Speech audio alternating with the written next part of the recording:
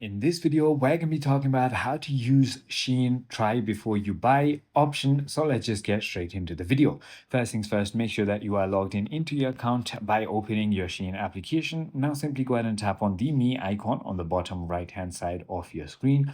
And now what you want to do is simply go ahead and locate the free trial center right inside of Me.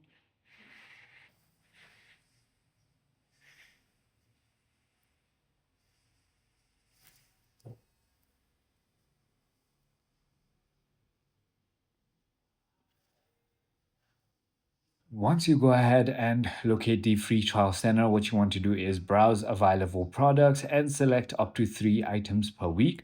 You can choose your size and submit your application. Processing will take about 1 week. So if approved, the item is shipped automatically. Upon receiving the items, you must submit a post report with photos detailing the product's quality, fit, and style within 10 days.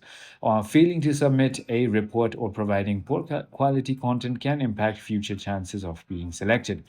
I hope this video clarifies everything for you. If you have further more queries, feel free to comment down below and I'll see